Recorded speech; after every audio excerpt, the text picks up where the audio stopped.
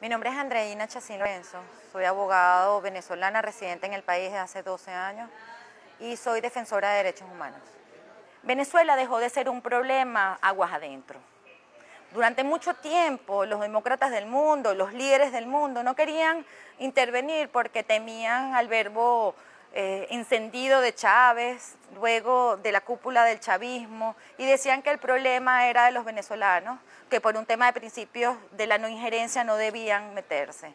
Luego esos problemas fueron saliendo de las fronteras de Venezuela y empezaron a afectar a países muy cerca como Brasil o Colombia, un poco más lejos como Panamá, y países también como en Europa. Y empezaron a ver no solamente la crisis humanitaria que hay en Venezuela, sino lo que nosotros sin querer empezamos a generar en el aparato económico de esos países, que tuvieron que empezar a suplir los servicios que los venezolanos no tenían en Venezuela, como servicios de salud, de educación y muchas veces hasta de documentación, porque los venezolanos han salido de Venezuela hasta con cédulas vencidas sin pasaporte. El expresidente Nicolás Maduro llamó a unas elecciones que se realizaron el 20 de mayo del año 2018, que no contaron con la aprobación internacional porque no garantizaban los principios universales del voto secreto, de un voto transparente. De hecho, no hubo veedores internacionales.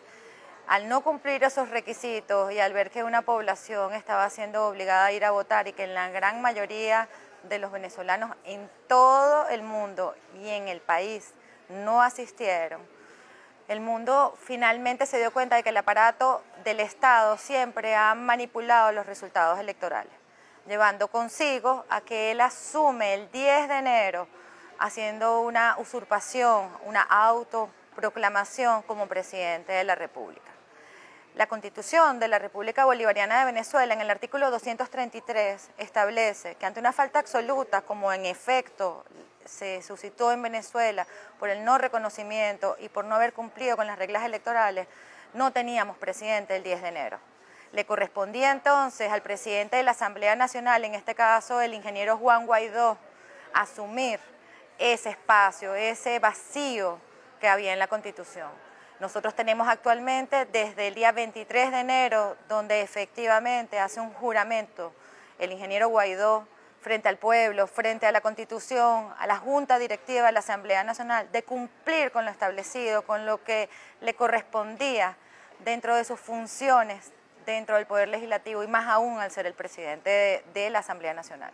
Juan Guaidó es un joven luchador, es una generación muy valiosa de los venezolanos, que nace de una lucha, yo diría, espontánea desde el año 2007, donde estábamos totalmente oprimidos ante este régimen y al chavismo, principalmente por Chávez, y salen a las calles a denunciar la gran violación de derechos humanos y refresca con esa nueva generación una oportunidad de lucha hacia la democracia. Para muchos es desconocido, pero créanme que para los que tenemos bastante contacto con la política interna del país, sabemos que forma parte de comisiones muy importantes dentro de lo que ha sido el análisis y la búsqueda de soluciones legislativas a la grave crisis que acompaña a Venezuela. En Venezuela hay una situación jurídica que solamente puede ser entendido bajo la lectura del artículo 233 de nuestra Constitución, la cual establece que ante una falta absoluta, como en la que nos encontrábamos los venezolanos el 10 de enero, ante un hombre como lo es el expresidente Nicolás Maduro, que se proclama bajo unas elecciones que se realizaron en mayo del 2018, que no contaron con las condiciones para que demócratas como yo, como cualquiera de ustedes que están escuchando esta entrevista hubiesen querido para votar, donde se inhabilitó partidos políticos, se inhabilitó a líderes de los diferentes partidos, donde se utilizaba el aparataje del Estado en contra y se obligó a la gente a votar por ello. También en respuesta de ello hay que reconocer que hubo una gran abstinencia. La gente no fue a votar. Yo voto en Panamá y no asistí a votar. Solamente en Panamá votaron de los 1.254 personas que votamos, los que representaban el equipo consular y quizás algunos de los testigos que estaban allí presentes. Y ese fue el reflejo de lo que ocurrió no solamente en el exterior, sino también dentro de Venezuela. Esas elecciones no fueron reconocidas por la comunidad interamericana. Estamos hablando de todo lo que tiene que ver con la OEA. Y muchos países del mundo pusieron los ojos porque no les permitieron ser veedores de un proceso transparente y democrático.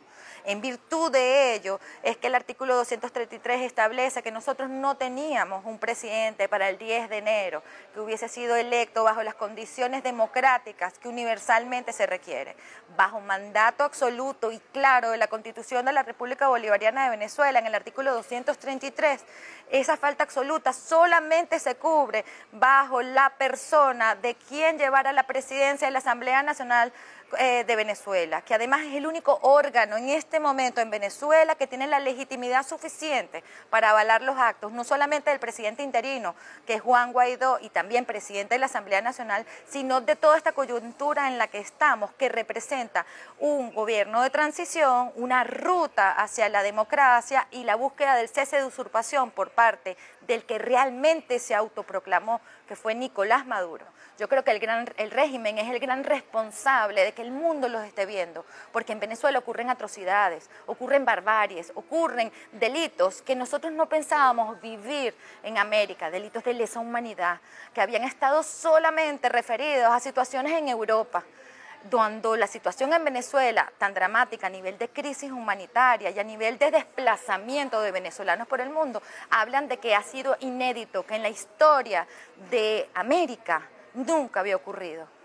Los venezolanos en Venezuela se encuentran secuestrados por un Estado terrorista que ha utilizado mecanismos como lo que es el AMPA común para que hostigue a la población civil. En Venezuela el 99% de los hechos delictivos quedan impunes, generando de esa manera que el régimen ampara todos los delitos que se cometen, no solamente de la clase media productiva del país, que prácticamente desapareció, sino la gente humilde, la gente trabajadora que está asediada a diario por el AMPA. En Venezuela cada 20 minutos muere un venezolano. Las cifras son aterradoras, estamos hablando de cifras superiores a las pérdidas humanas en una guerra. Los venezolanos en el mundo tenemos un gran compromiso con nuestro país y siempre lo hemos tenido. Y en este momento es de seguir los lineamientos que nuestro presidente Juan Guaidó ha dado. En los 3 pasos tenemos que tenerlo muy claro, son los caminos a la ruta. Primero, la búsqueda de todas las acciones en el exterior para el cese de la usurpación.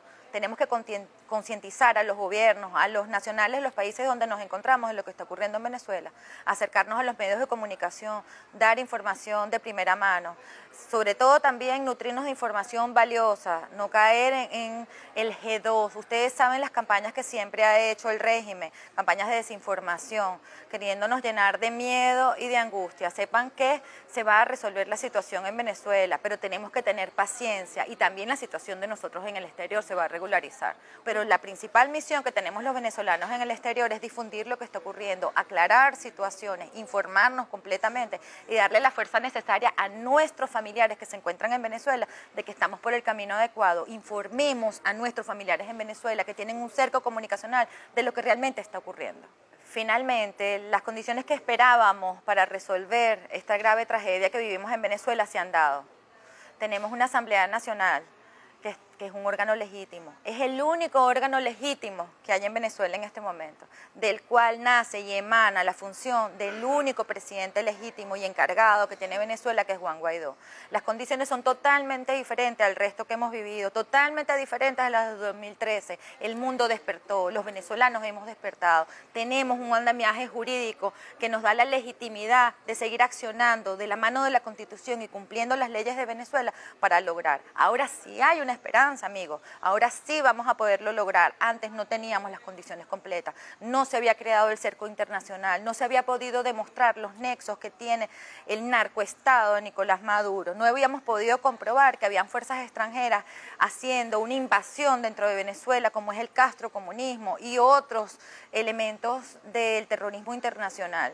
En este momento, las grandes potencias están de la mano de Venezuela. No solamente los Estados Unidos, Japón reconoce a Juan Guaidó, Rusia sabe y lo ha dicho, no va a ser un movimiento belicista hacia Venezuela. China está interesada en los negocios con Venezuela. Tenemos al planeta de parte de nosotros. No importa que durante 20 años nos hayan dividido, nos hayan dicho chavistas, opositores, opositores y chavistas. Frente a esto, amigos, somos venezolanos, somos ciudadanos del mundo. Frente a esto nos tenemos que parar. Desde donde estemos, desde donde tengamos los conocimientos, Aquí no se trata si soy opositora o si soy chavista, sí se trata de que soy ciudadana del mundo. Y desde ahí es que yo hago el llamado. Es más, el llamado que nos unamos, el llamado que reconozcamos que tenemos una ley de amnistía, una ley que nos da garantías a todos, funcionarios civiles, funcionarios militares, de que en este momento se pueden unir al camino de la recuperación de la democracia en Venezuela. Qué bueno va a ser ese gran abrazo que nos vamos a dar, porque juntos, solamente juntos y unidos es que vamos a poder recuperar el hilo constitucional, poder llegar a unas elecciones libres y tener de nuevo un presidente democrático.